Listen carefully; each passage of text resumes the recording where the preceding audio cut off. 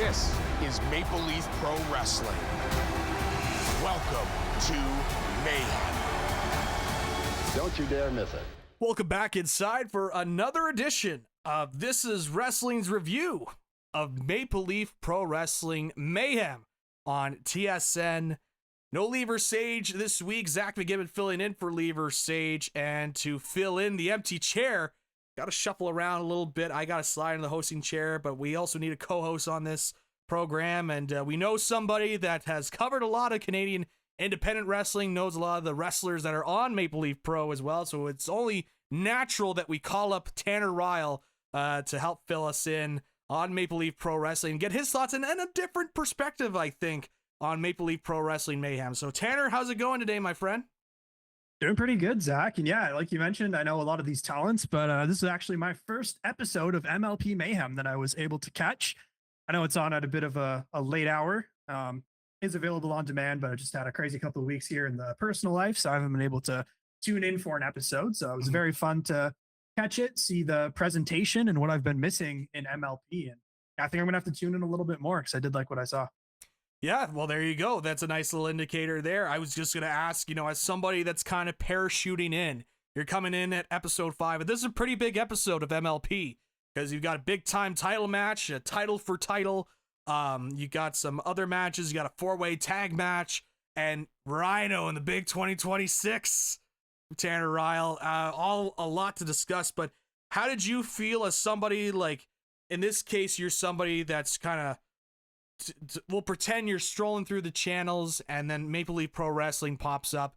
You're like, oh, you know what? I an hour of pro wrestling, that's something I can kill an hour off of. What did you make in terms of the overall feel, the look of the show? Did you feel like when you tuned in that you felt supplemented in terms of the information provided and you could get into the storylines into the show? Yeah, absolutely. And I think some credit to the commentary team. I was always a big Mauro Ranallo guy when he was in the WWE, and I still think he's probably one of the better play-by-play guys out there, especially when he's not being forced to use those catchphrases and things that he had to do a little bit more on the Monday Night Raw and SmackDown rosters. I didn't hear any Mamma Mia's out of him on this show, I don't think, but there is Mamma Mia's from him in Maple Leaf Pro. I will say he does throw in the Mamma Mia's, and there were a couple of times I saw some catchphrases slide in. But we'll talk about Mauro here in a moment. We'll talk about Mauro in a moment. Yeah. But yeah, sorry, it is something that I was wondering. I know you were an NXT guy before it got bastardized and turned into the product it is today. But a lot of that I would imagine has to do with Mauro Ranallo on commentary, and so having that familiar presence, I'm sure helped a lot in the transition to watching this television show. Yeah, absolutely. And I saw some comparisons before going into it that it felt a lot like TNA. Just kind of the production and the set and obviously the venue. It did remind me a little bit of Full Sail University when NXT used to come from there. And I guess it makes sense if they're at a St. Clair College out there in Windsor. But I thought production wise, it looked pretty good for what it is. I liked that it was kind of bite-sized, like just an hour of wrestling, very easy to throw on and enjoy, which is something I used to really like about NXT. Like you said before, it was bastardized and became the ugly thing that it is now that yes. I will never associate with. But yes. Let me tell you here, Tanner, I had one of your buddies try to reach out to me to convince me to watch NXT, and that it was actually good programming. Really? Yes. And I could probably guess who that is with one guess. But I have an NXT replica championship sitting behind me on a shelf that I bought because NXT was the one show back in its glory days that I would not miss every single week. I think it actually used to be on Wednesdays back then as well, but I always liked that it was an hour, usually had 2 or 3 really bite-sized matches, some good promo work, and it was tight, and it wasn't 3 hours long for the sake of being 3 hours long like Raw or SmackDown. Sometimes you do get a lot of filler on those shows, so having it an hour means that everything has to matter. And I think for the most part, it felt like it on this show. I know we're going to get into the opener, and I think we both probably have some thoughts about the direction that they're deciding to go there. Yep. But presentation wise and for a new viewer, I think it was very easy to slide in and enjoy without having seen the previous few weeks. Yeah, I'm interested to get your thoughts on Maple Leaf Pro. Again, we're in the 5th episode of Maple Leaf Pro. We're getting closer to Northern Rising on October 3rd. That's going to be an interesting date for all of us here at OSN in terms of what's coming up. So we'll talk more about that in a moment because it was really discussed in one of the promo segments. But we'll start off here with easily the weakest part of the show for me. And that you're kicking off, and right at the first thing you see as you come out of the intro graphic, you see Rhino. Oh, Rhino is sitting there, and he's like pumping himself up, get the crowd shots, and then Rhino's got the microphone. He's like, I'm looking to find somebody to fight. So if there's anybody back there that wants to fight me, I want them out here. And the crowd's chanting, gore, gore, gore, like it's ECW in 2000. Gore, gore, gore. And we cut to this backstage segment with the first faction. It's your boy, Sheldon Jean, your boy, Brent Banks, and Bryce Hanson, who you're not familiar with, I imagine. But two guys from C4 and Bryce Hanson. And it's I'm interested to hear your thoughts about this segment, introducing the matchup later for old Rhino. How did you feel about Sheldon Jean saying to Bryce Hanson that what happens out there is a reflection of me when you're out there? Yeah, interesting. I mean, I've enjoyed a lot of Sheldon Jean and C4 and him kind of coming into his own. He's obviously their champion now and a very good heel character. So I'm not sure about this faction here or what significance Bryce Hanson has in it, but sending him out there against Rhino is interesting. I was definitely shocked to see Rhino as the first thing on my television screen whenever I turned MLP on, but there you have it. He's only about, I don't know, 50 years old now. Yes. Having him being pushed in the year of our Lord 2026 as a main talent, I'm not sure about that, but yes. I mean, maybe it's they want to start the program off with an established name, maybe somebody who left their TV on at 11:59 and they're like, oh, I remember Rhino from ECW in 2000. Yeah. So I remember him in the WWE. Yeah. This is something I remember him and Heath Slater as the tag team champions. Oh, yeah. Well, that's not where I was thinking, but I was thinking more of it when the invasion happened, just to continue to date it. But I forgot about that tag run with Heath's got kids. That was a big run for Heath Slater. Yeah, this is something that Lee and I talked about before. Like, I'm not totally opposed to having veterans on your roster to kind of fill in some slots and get some recognizable names on there, but there's a difference between Chris Jericho and Rhino. You know what I mean? Like, there's a difference between name recognition there. Yes. And they have There's really one, just from the outside perspective, one gripe I've heard some people have had with MLP was that maybe they are relying a little bit too much on those established veterans or contracted wrestlers. Yes. When I think some people would like to see more of the Canadian independent talent kind of get that elevation. Yeah. No, interested to see that kind of as this show kind of progresses.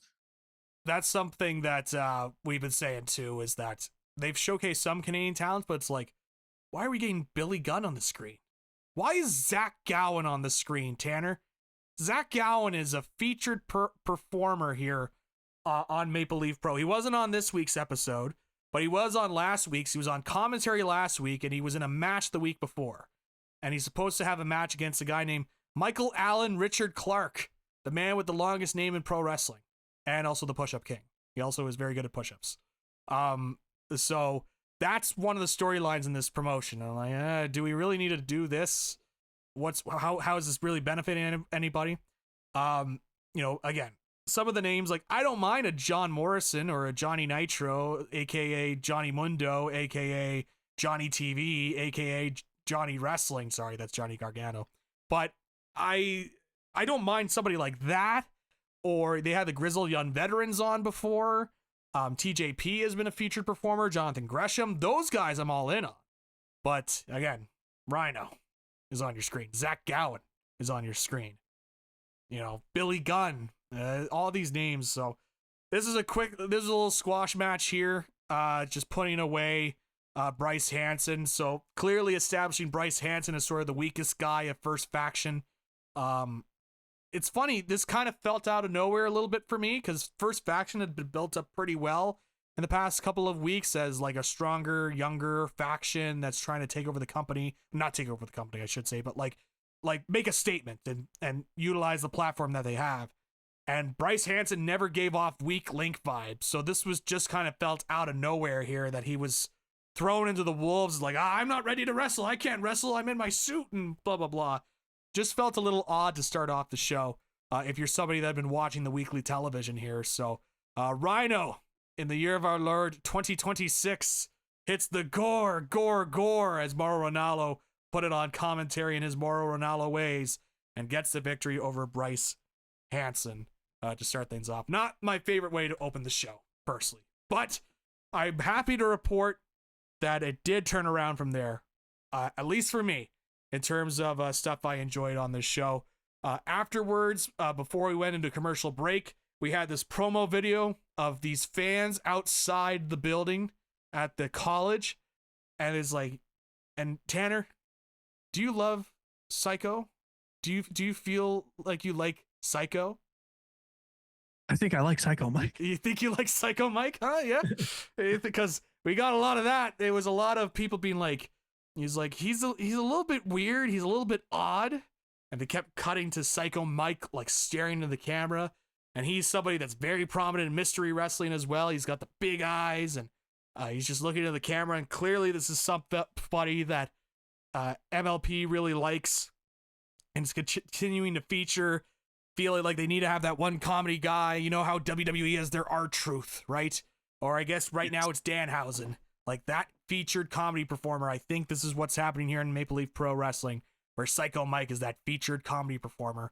And again, they just had all these different people being like, I feel like I like Psycho. I feel like I like Psycho Mike.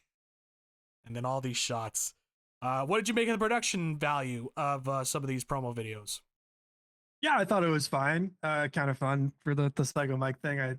I don't think I've seen him particularly. I'm looking just at some of the places he's wrestled. I don't believe I've seen Psycho Mike before. So I would be interested to see what he's actually like as a performer, other than the video package there. And then there was the other one with the man by the bonfire as well, speaking in a foreign language, that they seem to be setting somebody up there. Yes, I believe that is a Bhupinder Singh, if I recall correctly. He used to be in TNA. I was like, I feel like he's been in TNA before. Bhupinder Gujar, I should say. My apologies. He's from TNA. I believe he's been Bhupinder Singh in the past, but they have him as... they've been doing a couple of these videos as well. We haven't seen him on the TV yet wrestle, but he's been somebody that's been hyped up on these shows. So, and then another promo video here wanted to mention. This is the continued extended interview with Adam Copeland, the former Edge. Cope. And this has been good stuff, I thought, in terms of his connection to Maple Leaf Gardens, why he wants to wrestle on the show.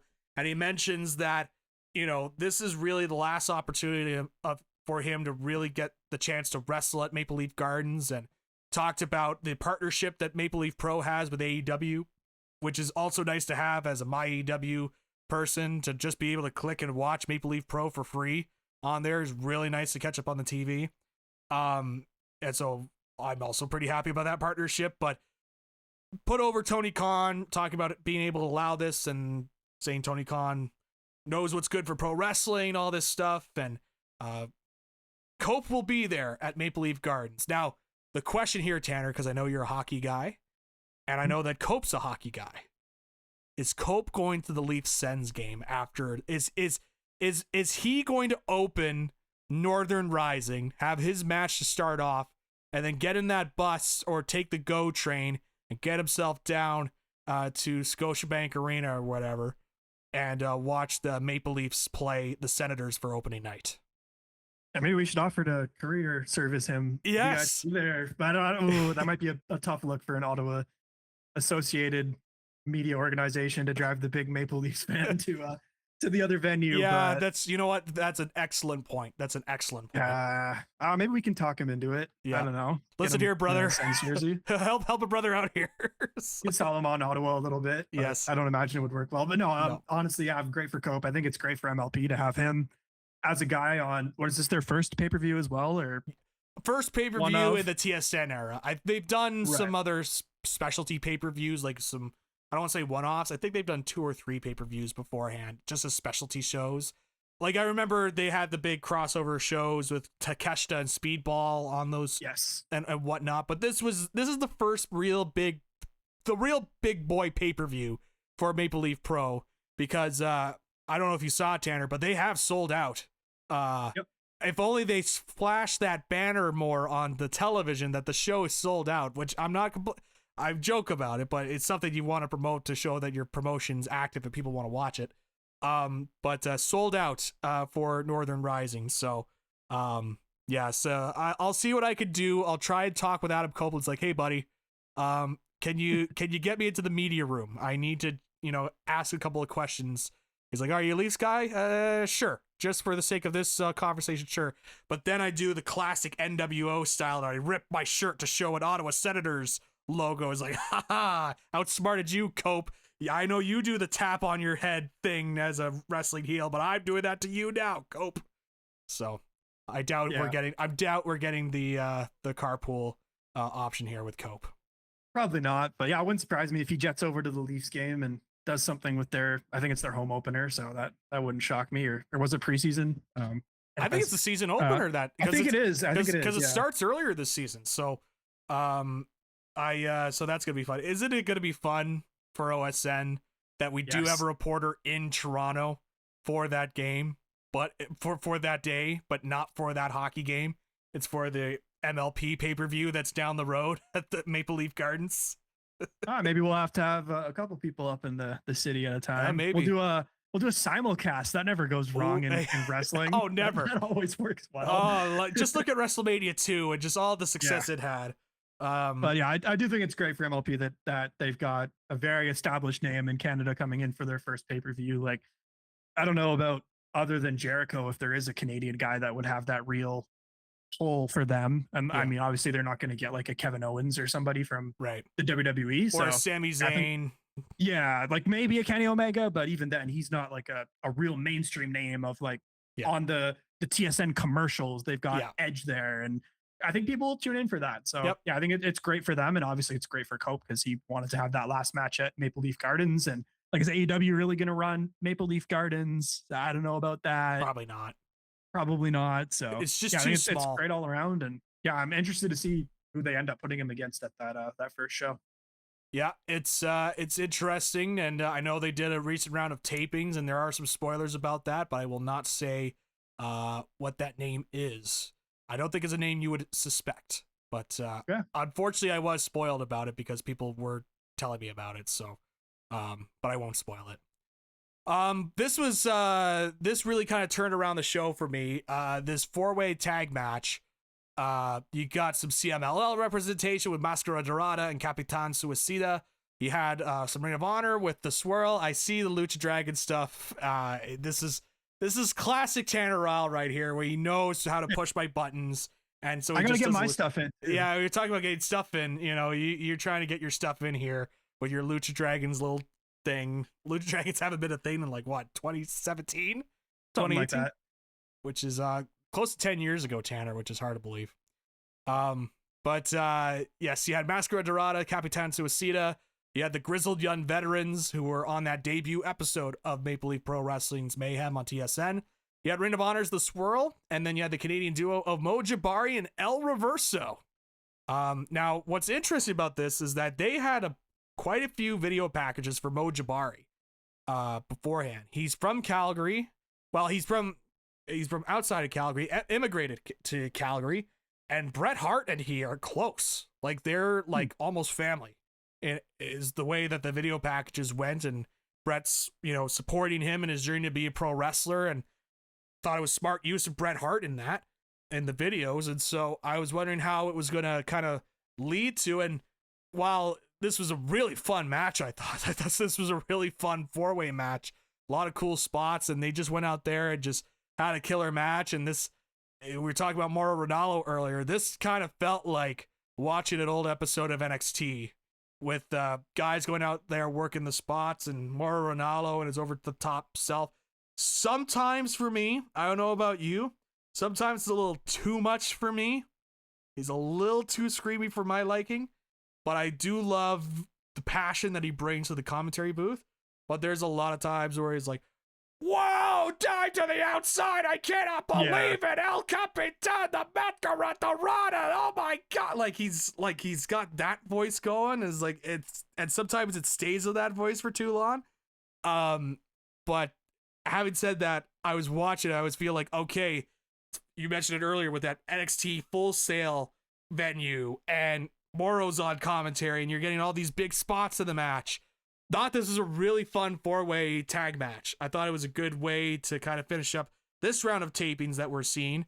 And one of the matches here, and I thought this was one of the better matches I've seen from Maple Leaf Pro Wrestling. We had a lot of solid pro wrestling, Maple Leaf Pro Wrestling, but this was just like a fun little spot fest and a good way. This is not a spot fest where I'm like looking down on it and, you know, poo-pooing it or anything like that. I thought this was a fun little spot fest.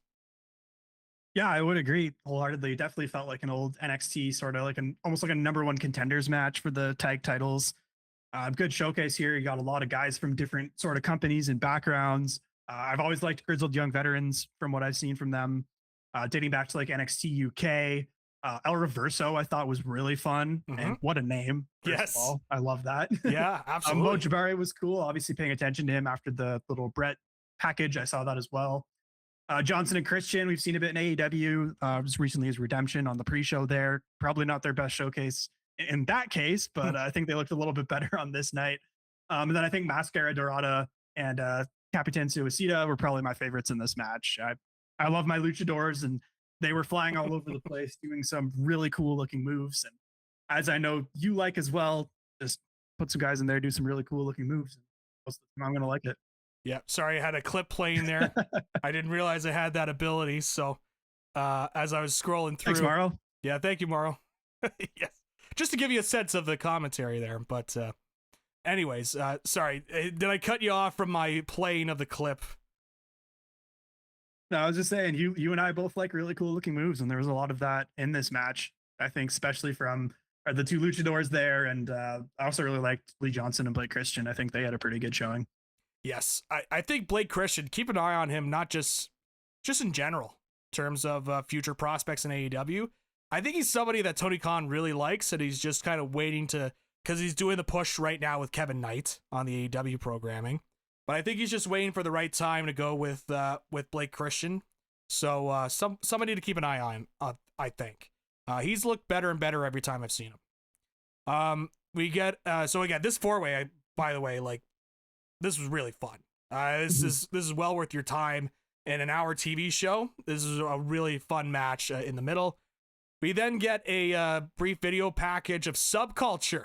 You got Flash Morgan Webster, you got Mark Andrews, Mandrews, and you got Danny Luna, who's somebody I've been pounding the table and saying, yes, like, get her onto your television screen ASAP, anybody. And so fortunately Maple Leaf Pro has her, and they are setting up a big time program between her and the MLP Women's Canadian Champion, Giselle Shaw. And that match is going to take place next week on Maple Leaf Pro Wrestling's Mayhem. So that's going to be something they've built over the last little bit. The video packages they've done with Danny Luna have been pretty strong. I think some of the elements with Giselle Shaw included, like, they had her on commentary. It wasn't very good. And they had some, like, forced interactions backstage. But overall, I'm interested to see how that match goes on TV next week. Yeah, looking forward to that. I know Subculture did a C4 booking a couple of months ago, and I think it was a 6-man with Danny involved as well. And I enjoyed that one. I've always liked, especially Mandrews, especially since his NXT UK days. He was somebody that stood out for me. So yeah, looking forward to Danny Luna and Giselle Shaw. I haven't seen Giselle Shaw wrestle probably in 10 years. It's been a very long time. I've definitely seen her before. So yeah, looking forward to that next week. I'll be tuning in for sure. And then we get to our main event. This is the match that really took up the majority of this week's episode of TV, and I am not complaining about it. This is about a 20-minute match, I would say, at least. And I thought this was the best match of MLP's Mayhem run so far this year. I thought this was a tremendous match. They had built this up for many weeks. I don't know if you saw that initial angle from the first week of TV, where they had Rohan Raja attack Stu Grayson, and they had all these. It was funny, we were talking about NXT. They had a lot of these. It was kind of in a parking lot, but it was also kind of backstage. It was outside, And it was something that Lee and I were pretty critical of, is they had multiple camera shots on it. So it looked very edited and looked very fake in the end. And it was something that I looked at as like, man, like if you're putting over this program, you can't make it look like it's not, like it's all predetermined and whatnot. Like the beauty of pro wrestling to make it look as real as possible. But having said that, this has been something that they had been building on TV for weeks. This is something that they have outlined both of these guys' motivations heading into this match. And I thought coming out of this, I thought both of these guys looked really good here in this title match. Again, easily my favorite match of the MLP run so far. And Stu Grayson is able to not only retain his MLP Canadian Men's Championship, but he's also able to take away Rohan Raja's PWA Champions Grail. Tanner, do you know what the Champions Grail is? I was looking this up sort of as I was watching the show, so it wasn't something I was familiar with going into it, but it seems like it sort of runs between a few different companies, if I'm not mistaken. Yes. It would Oceania Pro Wrestling, Qatar Pro Wrestling, and MLP. Yes. That's all I know about this Champions Grail. This is why I wanted to ask you earlier if it felt like you were doing all right, just kind of jumping in. Sometimes I think it gets a little overstated of like, you know, it's why I feel with some WWE audiences, it feels like they over-explain everything that make you feel like the stupidest, dumbest human being on the planet because they have to explain everything to you like you're a toddler. In this case, I was wondering, I was looking at the Champions Grail, I'm like, I don't really know what this is. And over the last couple of weeks, if I wasn't, you know, Google searching or whatnot, if I was just watching the TV, would I know much about it? And through the TV, I haven't. And even then, kind of doing a Google search on it, it's not really much new of it. It's like, oh, it's a promotion, it's a belt that's kind of like the NWA belt, where it's like defended in multiple promotions, but it's also, you know, I don't know if you've watched any episodes of Qatar Pro Wrestling there, Tanner, but it's not something that's on my radar. So it's like, I don't really, they really try to put this over as a title for title. And so it was tougher to really kind of get invested because I don't really know too much about the Champions Grail, not telling me, like, some stuff I can fill in the blanks on, and I don't want to be explained to like you're talking down to me, like sometimes what WWE does. But also at the same time, it's like, I think you got to push a little bit more of the emphasis of why I should care about the Champions Grail. You know what I mean? I'm not saying explain it to me like I'm 5, just more like explain why it's important. Just say, you know, this championship, even if it's as simple as this is a championship that represents our partners and this and this and this, and it's traveled around these different parts, and we want to combine that with this, like, that would be enough for me. But they didn't really explain that. They just said, oh, this is big, it's one champion against the other champion and you gotta watch it. And so yeah, I mean, having said that though, I really like this match. Thought this was real strong. I thought Stu had a great match here. And he is now the interim MLP Canadian champion and the new holder of the PWA Champions Grail. Tanner, your thoughts on this main event match? Obviously, you're familiar with Stu Grayson through our C4 reviews, and another C4 review coming up very shortly after this. If you're tuning in, that people should check out. The Fighting Back review will be coming out. But in terms of this match, what was your takeaway? How'd you feel about Rohan Raja? Just your overall thoughts of this main event. Yeah, so I don't think I've seen Rohan before. I'm kind of just looking through his back catalog right now. Looks like he's done one C4 booking back in 2018. So before I was living in Ottawa, a couple of matches for the WWE as well. But I believe this is my first time seeing him. Like you said, I think establishing the PWA title a little bit more would have been nice to understand its significance. Because I think if you take that out of this match, it probably doesn't change a whole lot and doesn't care about my level of care for the match. Mm-hmm. That said, yeah, like, very good. I could see why they've got Raja in this spot challenging for the title. Didn't look out of place whatsoever in there against Stu, who, I mean, I could go on about. I think he's the best wrestler from Ottawa, currently active. I think belongs on TV. And we talked about it in that C4 review that we may or may not have just recorded about 20 minutes ago. That kayfabe, brother, right kayfabe. I know, we're breaking the fourth wall. Kayfabe, brother. Talking about how he probably has a bit of a chip on his shoulder right now and is taking more booking stateside and really going kind of all out ever since his, no pun intended, all out, since his second departure from AEW, and Yeah. I can see why they've kind of made him the interim guy here while Josh Alexander is hurt, as I don't think there's a better wrestler to put the title on than Stu Grayson. And yeah, he looked amazing in this match. I love the belly spot. He always does. His 450 is just so incredible. Yeah. Stu Grayson doesn't look like a guy that should be able to do a 450. Hmm. And yeah, I think he and Raja put on a really good main event here. And like you said, sounds like it was one of the better matches in the short history of MLP Mayhem. Yeah, really enjoyed this. What do you think about the interim tag on the championship? Do you feel like it lessens it? Do you feel like they should just go full bore and say he is the MLP Canadian champion? What is your feeling about the interim tag? Because I certainly have my feelings on it, but I'm gonna lay out. I'm gonna make sure I get the shine to my co-host here and give his thoughts. Yeah, I'll try not to safety Sam it here because I know that's usually your thing. Well, hold on now. I mean, I think it's tough, especially in this case, because it's only their second champion, and it would really suck if their inaugural reign, Josh Alexander, lost it due to an injury. So I understand maybe wanting to have that match set up down the line. I don't recall either off the top of my head what Josh Alexander's injury is or how soon he's expected to be back. Right. I think that would probably play into it a little bit if I were to personally want to have an interim champion, because I get it's a new promotion. Like, it would really suck for them not to have a title for their top guys to fight for when they're trying to establish their TV presence. So from that standpoint, I get why they are doing it. That said, maybe just go full for it and make Stu Grayson your second ever champion or something. Maybe do a tournament. I think that would have been fun because I saw Stu won it in a battle royal. I think that would have been a cool way to build up your TV. But I guess there's only so much you can do. And maybe they're holding on to do a Josh Alexander Stu Grayson match whenever the time comes. Well, I'm definitely looking forward to that match. I'm going to not safety stand this and say I hate the interim tag on this stuff. I get what you're saying in terms of in this situation with Maple Leaf Pro Wrestling.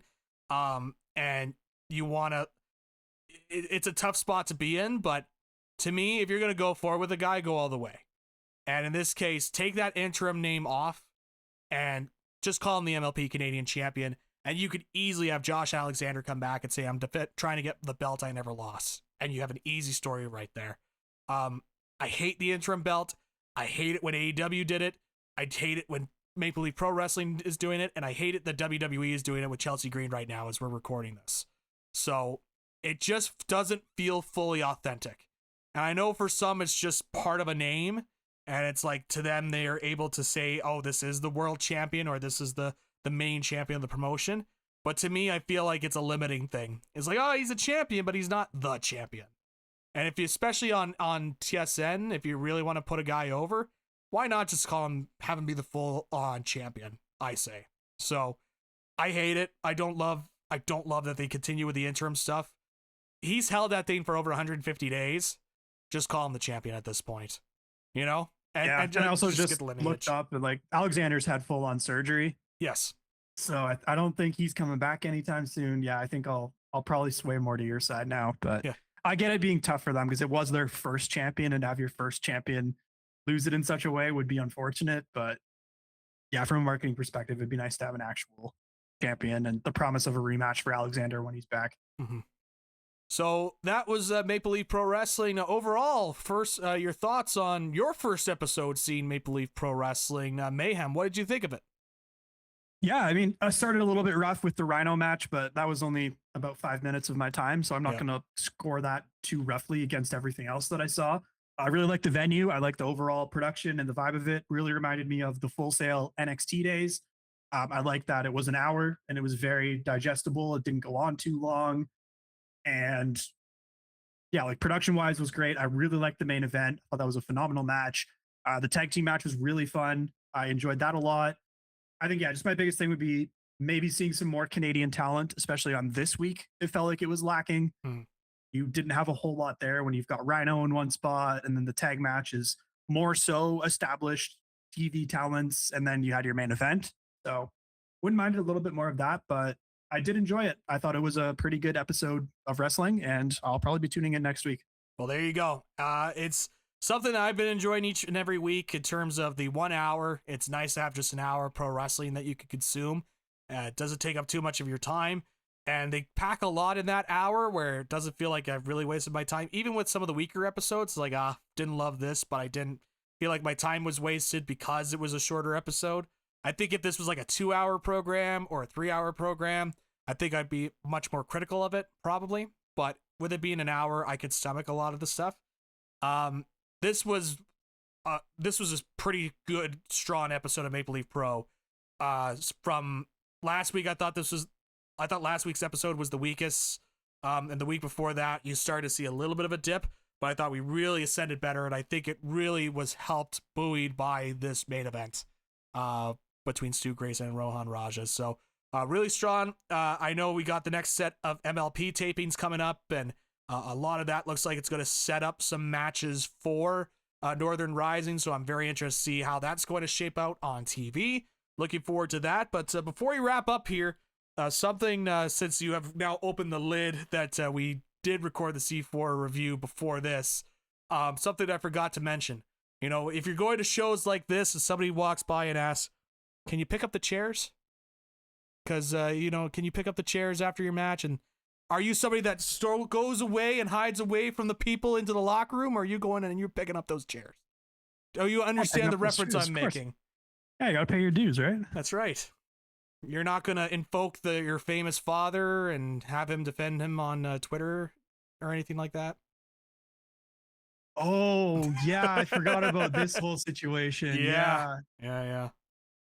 You're referring to the phenomenal one, aren't you? Yes, that's what I am referring to. Oh man, yeah, I forgot about that. I kind of buried it in the back of my mind. Yeah. We probably won't have an opportunity to chat about it, so I figured get it in now. Yeah. Oh man. So what a story that is. In fact, it's still going. Like, the match happened 11 days ago or something like that, and people are still talking about it. Oh my god, it's crazy. But yes, so you would pick up the chairs afterwards, I would imagine. Oh, of course. Yes. Of course. I'm sure you are when you're doing your commentary bookings there. Whenever they ask me, I always get the table down and whatnot if they need me. Like, I've set up rings before, and well, they pay your very rich booking fees. Well, so you gotta do that as well. Let's not the get too Hornswoggle booking fee. Yes, sign my 8x10 and all that. But yep. It's kind of it's a little bit different because I have to set up my own equipment, so I have my own stuff where I set up. But if they came over and asked me, hey, can you carry this thing of wood out into the truck? I'm going to say, yeah, I'm going to absolutely help out. You'd be like, do I look like a wood carrier? Yeah, do you know who I am? This is a commentator. Do you know who I am? Do you know who I am? Yeah. I got my hot dog already. Yeah, exactly. Excuse me, sir. I got my hot dog and a handshake. Thank you very much. Yeah, no, I would do it. It just, I can't believe this is blown up in so much out of proportion. It's just like, just put the chairs away. You know what I mean? Like, or help with tear down if need be. If there's like, hey, can you help carry this thing of wood out? Just do it. Like, it's pro wrestling. It's especially the indie scene. Like, just help. I have so many things to say about it, and I kind of put myself into the situation by bringing it up with you, but now I'm just like, I could go on and on about it. Just the dorks on Twitter that are supporting AJ, I'm like, oh, this is just annoying. But nobody really looks great in all of this.